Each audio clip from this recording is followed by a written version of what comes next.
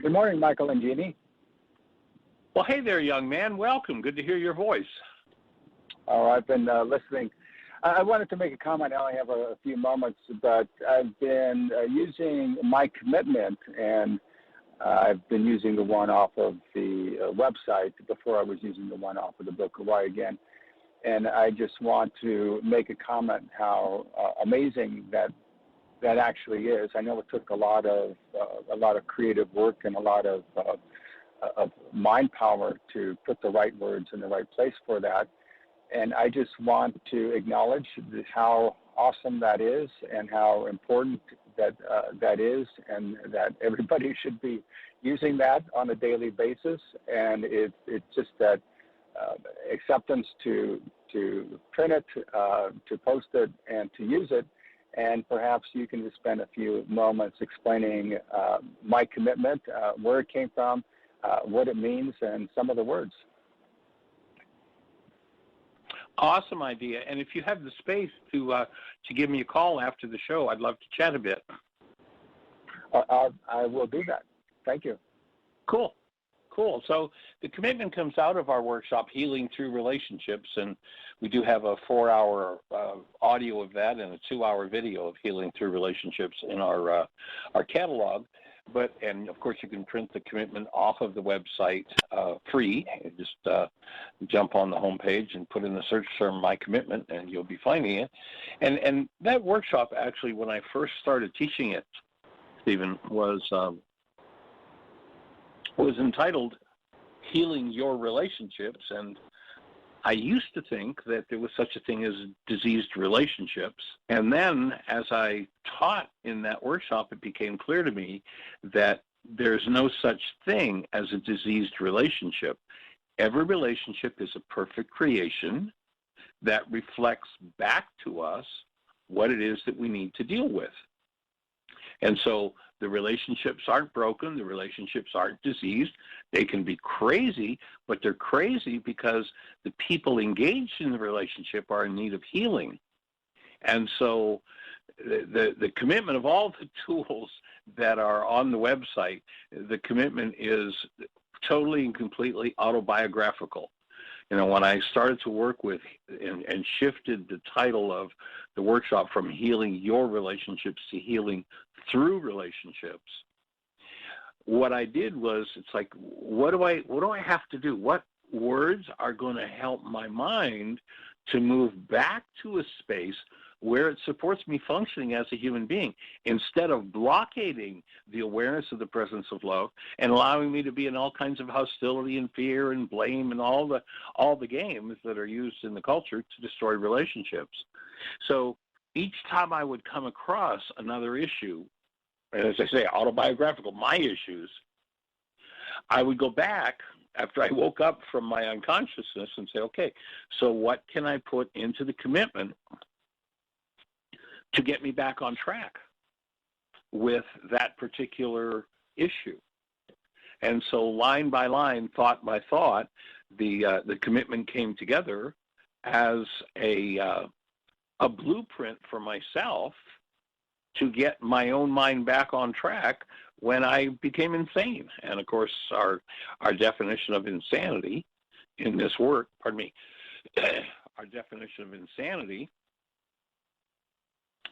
is functioning of a mind that is not at the moment being fueled by love. The human mind, my offering engine, it's like if you've got a car and let's say it's got a diesel engine, you say, well, you know, that diesel engine or diesel fuel is so expensive right now, and you know, gasoline's about the same thing, so why don't I just use gasoline? That'll work. You know darn well your car's not going to run for very long. Well, the human mind is meant to be fueled by love. And people say, well, you know, a little hostility, a little fear, a little blame, a little rage, a little guilt inducement, a little battering, a little verbal abuse. Hey, you know, what the heck? It's words. It's kind of the same thing, isn't it? Well, no. Actually, in the same way that one tank of diesel fuel, or pardon me, of gasoline in a diesel fuel engine, we'll shut that engine down very shortly. One word of hostility and fear will block the fueling of the human mind in terms of removing from it the energy that it's designed to function on. And once one stops functioning, once one stops fueling their minds with the active presence of love, it's not long before relationships begin to fall apart. It's not long before physiology begins to fall apart. It's not long before death occurs. You know, it's interesting, you go back to Yeshua, and he says the power of life and death is in our words. Now people say, well, you know, that they didn't know what they were talking about. What does that mean? Well, excuse me, but words are frequencies, and frequencies designed to fuel human physiology, human function, human thinking, human relationships, human words, human interactions are designed to be based in one fuel and one fuel only, and that's love. And so what I did personally as I faced issue by issue by issue by issue in my life is I sat down and went, okay, what do I need to do to get back on track with that one? What do I need to do to get back on track with that issue? And literally that commitment, the one you see on the website now, is a product of about 30 years of work, line by line, thought by thought. If you went back through, and I don't even know if we've got copies of all of the iterations, but it's probably, you know, not as many iterations as the forgiveness process itself, which has probably been through at least 25,000 different versions, but a couple of hundred at least. And what I would do is I would work with it, the words, to get it to the point where, for me at least, it induced my mind to get back on track with love and assisted me in being willing even to get back on track. Because one of the games of the non-being mind, the hostility and fear-based mind, is when that hostility or fear comes back, it's like, don't talk to me about love. I don't have the least. Oh, yes, yesterday we were talking about how wonderful you are and how awesome you are and how much I cherish you and how much I honor you and how much I will love you forever. But then, you know, when you gave me that look, man, you really peeved me, and it's all your fault that I'm feeling that. And so it's okay if I puke on you and I forget that my reason for being in relationship with you is because I was attracted to you and want to honor you and cherish you. And so recognizing that I had generations and generations and generations, you know, if I look back at the kinds of words that my family system used, the kinds of words that my educational system used, the kind of words that my culture used, I had to say, this is not a language system that keeps my mind on track with love. I've got to do something different. And so the commitment for anybody who hasn't read it, and you can go to our website, and I can just about guarantee that Jeannie already has it in the notes for today.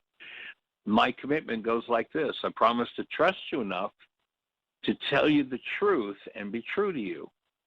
Now, we live in a culture of liars, literally. Our whole culture is filled with lies, left, right, and center. And, you know, one of the stories that I like to tell to illustrate, because most everybody can relate to that, is, you know, think about the day little Johnny went out in the backyard. Mom was standing talking over the fence to Mrs. Jones, and Johnny was standing watching, and Mr. Jones came out on his way to work, and he goes over and gives his wife a peck on the cheek, and off he goes to work. And little Johnny, still living in the realm of energy, not being locked yet into words, not having his mind governed by Broca's area in the brain, little Johnny looks at the energy between Mr. and Mrs. Jones and said, gee, Mr. Jones, why do you hate your wife so much? And what did Mom do? Turn around and slap that kid in the head, and don't you ever say anything like that to our neighbors again. And the child began to learn to lie and not tell the truth about what he saw and what was going on. So to get to the point where, and, you know, there's a line in a play that was called Mass Appeal. I actually saw it about 35 years ago in Boca Raton, Florida, and this one line was so powerful when it was delivered that I went to the front, to the ticket booth, and I bought, the play was in town for 2 more nights. I bought tickets for the next 2 nights just to come back to watch that line be delivered. It was Brian Dennehy that starred in this play in a playhouse in Boca Raton. And the line was, without giving the whole story, people living in a lie, and this whole story that goes on. But the bottom line was, now that the truth has been told, there's room for real love. And until the truth is told, we are living out of a false, ego-centered self designed to destroy itself and everything around it. So first thought in the commitment, I promise to trust you enough to tell you the truth and to be true to you. We live in a culture that's like, you could look, but you better not touch. Excuse me? Stop it. Never. No. You don't look and you don't think about touching. If you made a commitment in a relationship, that's it. Now, I'm talking about what my autobiography was, what I realized I had to do. And, for me, what this line means that I don't even let my mind stray into, no, thanks, I'm not interested in looking. That I devote all of my devotion, I put all of my devotion into this relationship that I have chosen to commit to. And I don't go outside of it with my thoughts, my words, and my actions, or even in appearance. Thank you very much. I'm going to be true to you. And when I choose to do that, then I create a link in relationship that opens a space beyond what's comprehensible in the normal world. And of course, for us guys, we're supposed to be tough guys. And I commit to always be sweetness in your life. Now, of course, we have this whole ego-centered game that goes on in the tough macho man. But it's interesting, the tough macho man dies on average 10 years before his female counterpart does. Why do you suppose that is? I'd offer because he became a tough macho man, and tough macho is deadly to human physiology. If you hold a newborn, and I don't care whether it's a newborn male or a newborn female, you've got pure sweetness, and that's it. And if that energy isn't present in that physiological system, and I bet as a medical doctor, Stephen, you get to see lots of people who are such miserable creatures, and their physiology reflects their misery. Their diseases reflect in their physiology. So here's a commitment. I commit to always be sweetness in your life, to nurture you daily, and to treat you lovingly, gently, and with respect. So I'm going to step into that space where I remember who I am, and I bring forward that nurturing energy because I need it. If I'm ever going to get that nurturing energy, I can't get that from somebody else.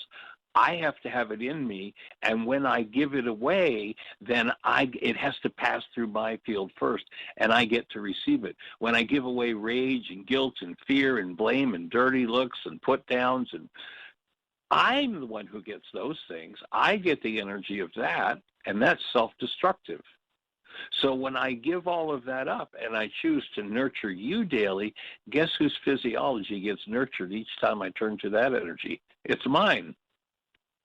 And I'm going to treat you lovingly, gently, and with respect, rather than the culture says, well, puke a little, lie a little, put down a little, make sure he or she knows how stupid they are or how inferior they are or what's wrong with them or what they should have done to make us happy, and on and on and on goes the list.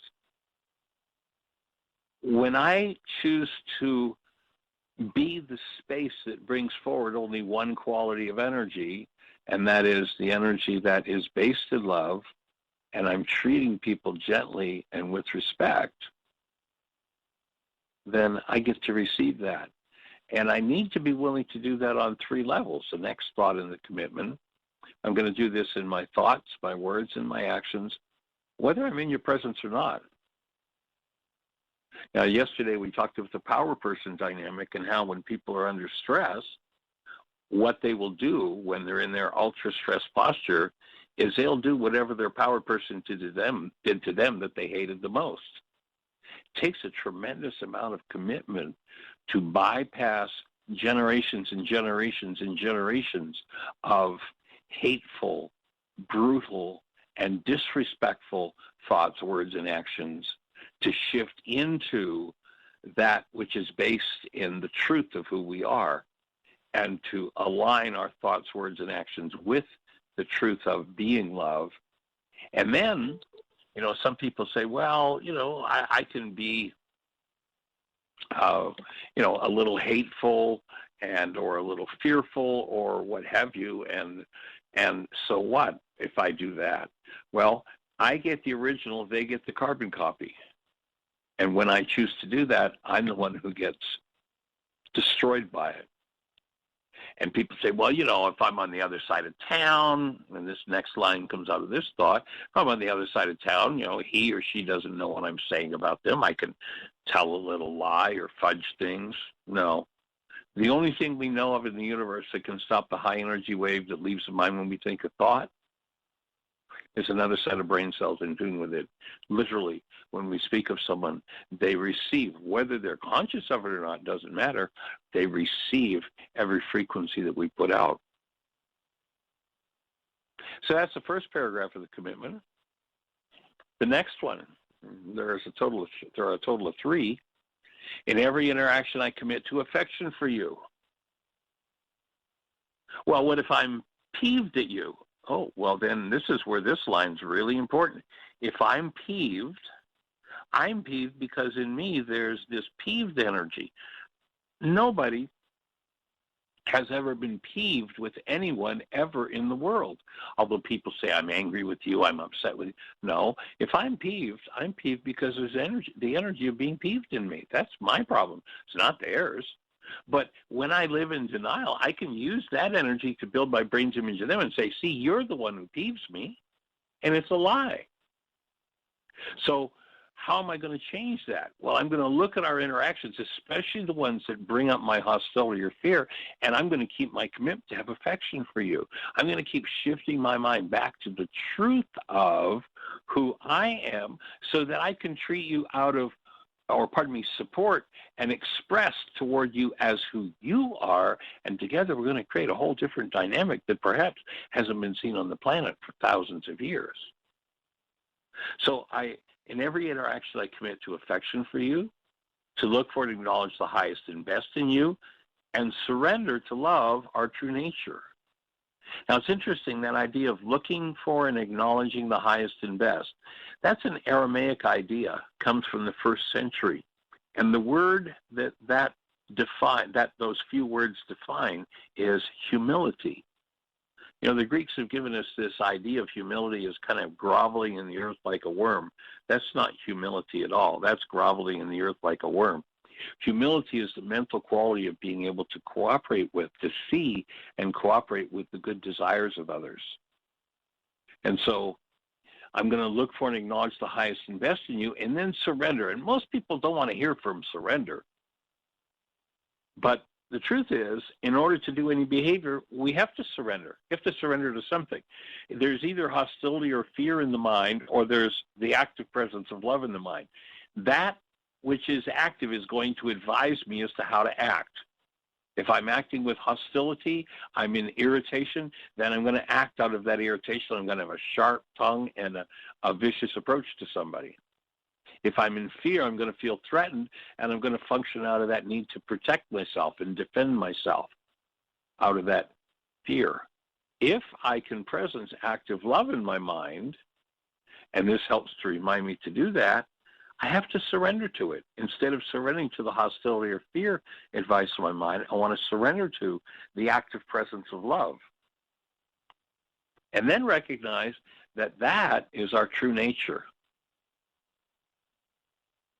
Next thought in the commitment is my connection to my source. My relationship with you and our serenity will always be more important than any issue. So first order of business.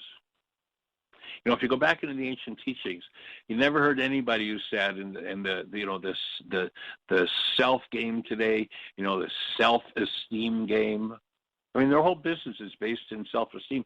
You never heard any of the ancient wisdom teachers say, just teach that little booger how great he is and how wonderful he is and how awesome he is, and never inform him that he's made an error, and then you will have yourself a self-esteem person, and they'll be great. Well, what you'll have is a monster. What the ancients said is the first order of business is surrender to the active presence of love, which is literally the creator. So when I surrender to that active presence of love and recognize that's my source, and that has to come first. You know, I don't care what the device is. You know, I've asked people many times over the years, anybody got a device in your office or your shop or your car or your kitchen that when you unplug it from its power supply works really well? I remember I had a guy once who said, well, my gun. I said, well, if you take the powder out of the bullets, is your gun going to work? Well, no, I guess not. If you unplug the toaster, is the toaster going to work? Well, of course not. If you take the fuel out of the car, is your car going to run? Well, no, never. If you take the love out of a human mind, is the human mind going to operate? Not going to work. And one of the biggest challenges is to recognize that if we've given up the active presence of love, we've given up our human lives. Now, the pain of that is enormous, and when people are in that kind of pain, they rage and puke on everybody in the space. It doesn't matter who it is. If that person violates one of their goals, then they'll be puking all over that individual.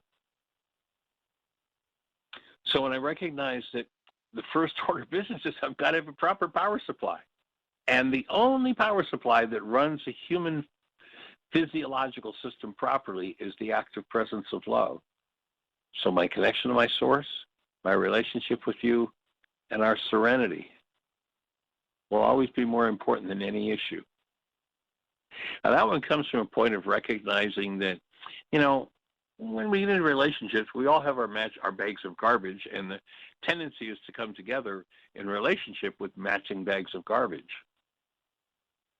So if I come together with someone with the matching bag of garbage and they say the wrong word, the quote-unquote wrong word will resonate something painful in me, and I'll say the next quote-unquote wrong word, which will resonate the pain in them, and it will become a downward spiral. And we all come to our relationships with all kinds of issues. And, of course, so often we pretend ourselves perfect, and I don't have issues, but, of course, I can certainly tell you what everybody else's issues are. When I recognize that, you know, when I stop and realize why I really came together with this person, what really attracted me to this person, and how precious it is that they give to me of their life energy, and the precious gift I give when I say I'm offering to them my life energy, it's monumental. And, you know, until I really go in and clean up my genes, I love what Jonas Salk, the inventor of the Salk vaccine, said. I think this is a much, much, much more important statement than anything he ever did with vaccine. He said the most important thing to be is a good ancestor. If we have ancestors whose relationships and words and lives were filled with hostility and fear and rage and grief and withdrawal and cheating and all the garbage that goes on, then when we're under stress, we're going to tend to do those same things. This particular talk came from looking at some of my own issues in relationship and recognizing that, no, what's really important is that we came together to honor each other.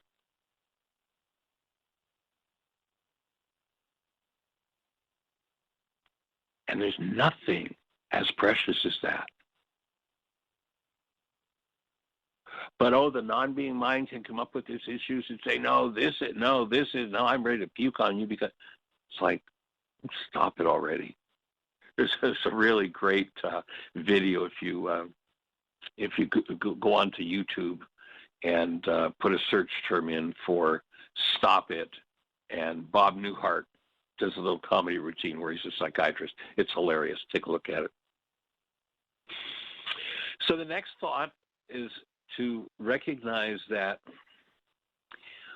we've been taught by our culture literally to shut our energy fields down, to shield our hearts, to shield ourselves from pain. But what we haven't recognized is that by doing that, we have locked our pain inside of us.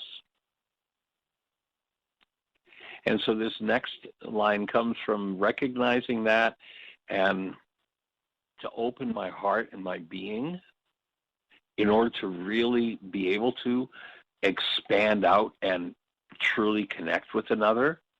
Otherwise, I'm functioning on this little ego pea brain, and that always leads to the same tragedy as happening by generations. I don't know if you were listening to the show yesterday, but there was a young lady who called in, and she was detailing when under stress, her partner not fulfilling her goals, how she's yelling at him, and automatically just went into action and started closing sliding glass doors and looking at windows to close them, and all of a sudden remembering the power person dynamic that we spoke about, that under stress, when we're ultra stressed, we'll do whatever our power person did to us that we hated the most. And so she shared that as she's yelling and screaming, which she hated her father doing, she also was automatically going over and doing exactly what he did, was close the doors. I mean, we'll go right down to the specific word patterns of our power person. And so this is meant to counteract that behavior and remind us, oh, I'm going to open my heart, my being, to embrace you in my love, the truth of who I am. I'm going to expand that out. It's interesting. In the Aramaic, where they talk about the kingdom of heaven, that can be properly translated as the kingdom of expansion. So I'm going to literally expand the space of love and being in me to embrace you, and then be willing to receive the same. So I open my being or my heart to be embraced in your love. Now, those first two paragraphs will set up such an empowering dynamic in a relationship that all hell is going to tend to break loose. If people actually do that, the garbage that they're carrying around can no longer be carried when one is vitalized by doing what we've just shared in the first two paragraphs of the commitment. So, as a reminder, the third paragraph is to remember that I'm going to go into a healing process, a healing crisis. You know, I'm sure you've observed in your medical practice, when people really start to become vital, they have to go back through the symptoms of whatever their diseases were, whether they're physical, mental, emotional, relational. And so if anything unlike love comes up, what am I going to do? Am I going to go fall back into that rage or fear or guilt or grief or whatever? No. Here's what I'm going to do. If anything unlike love comes up, I'll hold this in my heart. And I'll listen as I learn to speak, experience, and be responsible for my own realities. Now, that is virtually unheard of on planet Earth. You know, we do a workshop called Communication. Did you hear what I think I said? And in that workshop, I usually ask people the question, well, you know, how many were raised, let's say, with a dad who, when mom wasn't fulfilling his goals, actually knew anything about how to communicate responsibly? For instance, how many were ever raised with a dad who, when mom did a behavior and he went into rage, turned to mom and said, you know, dear, when you did that behavior, it brings up a lot of rage in me. And I'm realizing that I've got more rage than I ever imagined. And what I'd like to do is to heal my rage. Would you support me? And I mean, I get hilarious laughter from the whole audience when I asked that question. And then, of course, I turned around. How many were brought up with the mom? You know, dad comes home drunk and dinner's ruined. How many were brought up with the mom who, when that happened, turned to dad and said, you know, dear husband, when you come home drunk and dinner's been ruined after I've slaved over our stove up there all day, that brings in such irritation and upset that I want to strangle you. And I realize that my desire to strangle you is something inside of me that came from my power person. Oh, my God, I remember watching. Oh, God. Watching my father put his hands around my mother's throat and squeezing. Oh, God.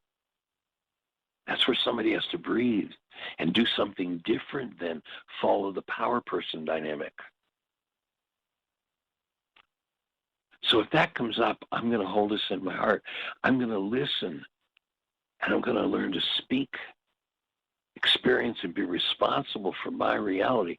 Wow. Now, you know, I've asked that question about how many were brought up with the father or the mother that actually knew how to speak responsibly, and everybody laughs. In fact, in all the years I've been doing that, and I've presented that workshop to thousands of people, I've only ever had 2 people that raised their hand and said, I was brought up with that mom or that dad.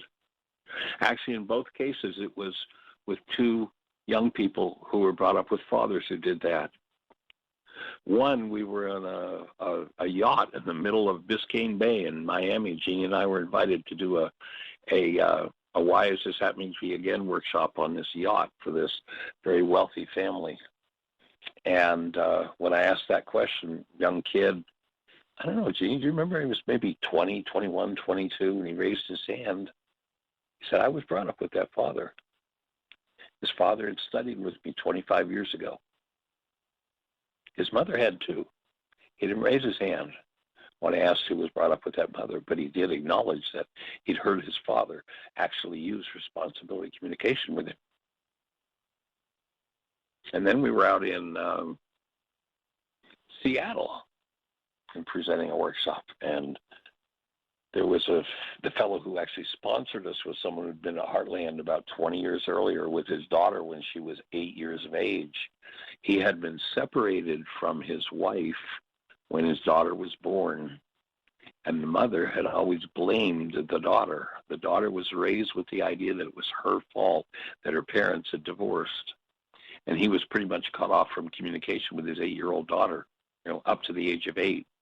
And at that point, he gained recovered visiting rights and custody. And that summer, he had planned to come to Heartland for the summer to do our support team intensive. So he and his daughter came and were at Heartland for 3 months. I think it was 3 months. She was 8. We were in Seattle, and I asked that question. She's a physician. She raised her hand. Now, today, she's a physician. This was about maybe 4 or 5 years ago. We were out in Seattle. And she said, yeah, that summer I was at Heartland. I learned that. She said, I learned what healing was. That's why I went into medicine. But my father would do that with me. Only 2 people. When I asked that question, people aren't even aware of responsibility language. You made me mad. You're the reason I'm upset. Why are you doing this to me? What's wrong with you? You.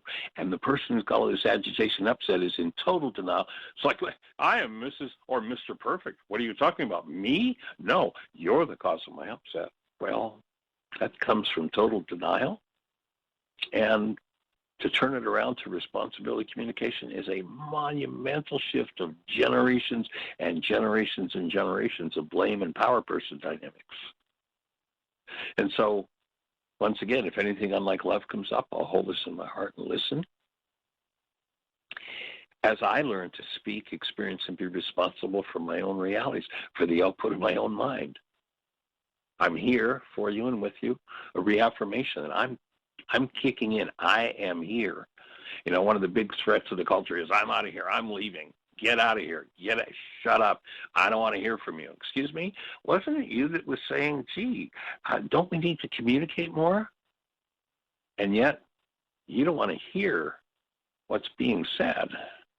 That's an insane game. So to recognize I'm here and I'm going to make the space for the truth to be spoken. And I'm going to be here for you, with you. Whatever. It's like leaving is off the table. That's not an option. Now, the non-being mind says, no, I want to reserve the right to get the hell out of here because what I've created here may kill me, and therefore I want to be able to be in the blame game and put you on a lower pedestal and tell you what's wrong with you. And when I can successfully tell you what's wrong with you, then I can feel good about leaving or kicking you out. No, that's off the table. I'm here for you and with you. That was a big piece of learning for me. So I'm going to stay in that connected space and be here. And then the last sentence of the commitment, and thank you, Stephen, for asking this question because it's been a while since this commitment's come up. So it's cool to go over it again. So I'm here for you and with you. I promise to keep communication open and keep love conscious, active, and present as we heal, celebrate life, and grow together. So once again, coming back to the point where instead of, well, if only you'd act properly, then I could be loving, it's like, no, I'm going to take responsibility here. I'm going to choose to keep love conscious, active, and present. Recognize that there's healing to be done, there's work to be done, and I'm willing to really kick in and step in and do that work. And when I do, then together we can celebrate life and grow together. So you asked a question, Stephen, and that's my answer. So we filled just about the whole hour with it. And again, thank you for asking that question because it fits. And I wonder if there are any other thoughts for you on that. And we're down to about 5 minutes. Well, it's beautiful. It's magnificent. And we all learn by going through our experiences. And so it's so fascinating. You started out the show wanting people commenting on how people wanted a quick fix, and the quickest fix is to have it in your face and to need to respond and either do your work or get out, and that's where it starts and ends. Is to be responsible, and this is what we're here to do, is to learn and to do our work. And we're not forced to do it unless there's something that makes us do it, unless we are exceptional in just wanting to do it for what we think is good. And occasionally we find people to do that. But I think most of us are in the state that we need motivation to make it happen and to do action. So it's wonderful, and it's useful, and it brings all the important principles all together, that we have to be responsible for ourselves and our minds and our thoughts, and we have to do our work, and it's not up to the other person, it's up to us. So nicely done, nicely said, and it's going to be always utilized, daily utilized. So thank you for that. I hope that this inspires other people, and that this is an often referred to hour session for you speaking and describing your personal motivation for creating this. And I hope to add comments on how useful this is in my world, and recommendations for others to use it as well. Sweet. Well, it's interesting how it seems like built into the design of life is that life is going to kick us in the limitation as often as we need it. It's just going to keep relentlessly, of course, because the universe is based in resonance, we can't hide. The ancient scriptures, they talked about nothing will remain hidden. Everything will be made known in the light of the day. And the more we try to hide it, the more intense the energy becomes, the more we, through resonance, draw somebody in to play it out with us. And, it's like it's a fail-safe mechanism built into it. Life is going to show up and show you what you need to deal with. And it doesn't matter how far or how fast somebody runs, you can't get ahead of it. That law of resonance takes over, and we get kicked in the limitation over and over and over. And when we get reminded of who we are, and when we're in our, our pissiness and our anger and our frustration, our fear, life is going to keep reminding us, well, I could have done something different. And, of course, this commitment, we suggest people print it off. It's on the website, whyagain.org. You can download it free, print it off, put it on your mirror, and use it every day. It's a powerful tool, for sure. And thanks for acknowledging it, and thanks for doing the work, and thanks for having your support group out there. Have you guys started yet on Friday nights again? We set the date for the first week in August. We have to get chairs and for proper distance and make it happen and notify people. So I'll be letting you know, and we can offer to have you and Jeannie start things off and have a successful continuation of our support group. Our goal. Cool. Well, anybody that's out there in anybody that's out there in